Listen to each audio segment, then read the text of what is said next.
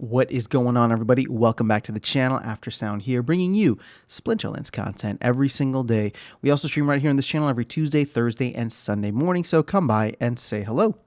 Okay, so I wanted to talk quickly about DEC and where we are at from a supply standpoint as well as burn rate. Now, I don't have up-to-date data. I think the data that I'm working with is maybe a month or two old in terms of our burn rate, but to take a look at the overall supply, I do want to get everybody kind of on the same page. Now, Yabamat actually recently posted about this as well, but it looks like Hive Engine is now updated with the total supply, and I believe this is circulating on all of Hive, but again, I'm not sure. But we have 6.3 billion here, and we can probably get a secondary confirmation if you look at the rich list or the top holders list on Peak Monsters, and you can see here it's the same thing, 6.3 billion. Now there is an additional 700 to 800 million that exists on in the liquidity pools for the Binance chain as well as the Ethereum chain. So BNB chain and Ethereum chain. And I just did some quick calculations earlier. Like I said, just take my word for it that that's roughly how much is on there, 700 to 800 million. But I'm actually not going to really count that in the supply for now. And the reason for that is because I think those pools are at a decent equilibrium right now. They're delivering about a 20% return on investment if you provide liquidity. The LP rewards, which are now paid in SPS, are coming anywhere between like 18 to 21%, I think, between both of those. So that being said, we won't count those because I think, they will probably only continue to grow. Maybe they'll come down, but I just want to focus on the 6.3 billion that is currently here. Now, out of that 6.3 billion, there are a couple of accounts here that I think are worth calling out, and I'm not saying that I want to exclude them, but you can see that there's an SL Hive which holds roughly 2.5 billion. So that's more than a third of the DEC that exists on Hive. The ones that I probably would take out, though, are these two here. TerraBlock BSC, so that's on the Binance Smart Chain, and then TerraBlock Ethereum. These come to about 1.1, maybe 1.2 billion between them. Again, the reason that I want to take them out of calculations is because I'm trying to see how much DEC do we have to burn before the system needs more and we need to start burning SPS, right? That's the magic, that's when the magic will hopefully happen for both DEC and SPS at that point. Obviously, we would need DEC to be back above its peg, and the only way it's going to be back above its peg is if there's not enough for people to get. So therefore the price gets pushed all the way up, and then we start burning SPS for anything additional that's needed with demand. There's a couple of others here, right? You see there's a Steam Monsters account, there's an SL Market account, there's even a Splinterlands account, and each of these have 73 million, 134 million, 149 million. So again, I'm going to leave these as is for now, because if it's anything to do with the team themselves, I would assume that this stuff is going to get circulated out, right? As credits come into the system, the team takes that as revenue, and then they pay that out. They take the fiat as revenue, I should say, and then pay that out to the sellers or the renters, the card lords that are receiving rent money in this DEC. So again, I don't think that there's anything else here that would, consist of like a bridge, for example. So I'm just going to go with TerraBlock, Binance Smart Chain, and TerraBlock Ethereum. So what does that mean?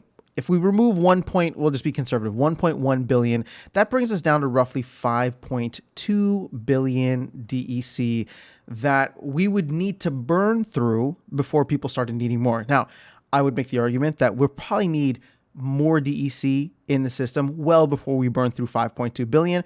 But again, just trying to be conservative here and see what would our burn rate, or what is our current burn rate when will our current burn rate get us to that point? So taking this back, now this is where we don't have up-to-date information, but in the month of October, I remember Aggie had posted in the Mav chat that our burn rate was roughly 11 million per month, but that was during the LP rewards being live. So if that is the case, we had 70 million LP rewards being paid out. There's also an additional 7 million for leaderboards, which I'm just going to discount right now. So if we were doing that, we were burning anywhere between, 80 to 90. I mean, if you include the leaderboards in there, we were burning anywhere between 80 to 90 DEC in the month of September. Now, granted, he also said that September was a big month for DEC, but I just want to include that and say, let's be optimistic here, right? We've been conservative on the supply. Let's be a little optimistic on the demand, especially as the price goes lower. And now that SPS rewards for brawls have gone live, I think that we'll see a lot more, SPS burning potentially for guilds. And then if, packs start burning, people won't start opening. Again, potions are being given out. So we need more DEC syncs. There's no doubt about that. But if we just go with this rough 5.2 billion, then that's going to get us, let me bring out the calculator here. So 5.2 billion, let's see, can I get enough zeros? 5.2 billion divided by, what did we say, 80 million to be conservative, is roughly 65 months. So that's so odd that it's like perfectly what it's perfect as to what the SPS white paper was, because you divide this by 12, and this gives us 5.5 years, which is a long time. Now, I don't think that it's going to take us 5.5 years to eat through that DEC, because my hope is that we will get a bull run well before 5.5 years passes. But to just give you a frame of reference as to how much DEC there is in the system versus how much we would need to burn through and how long that would take us with our current burn rate, it's like 5.5 years, which is kind of crazy when you think about it. So I don't know when this will happen, because clearly I am much more bullish than 5.5 years. Again, the Bitcoin halving happens in 18 months, and I'd say within the next 36 months, hopefully, right? There's about the 12 to 18 months after the Bitcoin halving is when bull runs typically tend to come in. I am not saying that it will definitely happen, but we've seen that now 3 times for the past 3 Bitcoin halvings. So I'm optimistic that we can get some kind of market activity, some kind of interest within crypto, within crypto gaming specifically, and then hopefully broader markets will, if not fully recover and get into a bull market, at least stop bleeding, right? The macro economy will find some kind of stability just for a little bit, just for a little breathing room that people can get into projects, get excited about things once again. So again, that's 3 years, right, that we're looking for, which is 60% of what, less than 60% of where this is projecting us at. So my hope is that we see this in less than 3 years. But what are some of the upcoming catalysts? Okay. Things that we know for sure, and actually this is not even for sure, but land is apparently supposed to be a big DEC sync.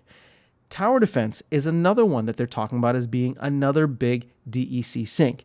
So those two themselves are somewhat known quantities. Again, until and unless there is a post that comes out explaining all these, we don't know if stuff is being changed on the back end. Who knows? Maybe they swap it to vouchers or do something crazy like that.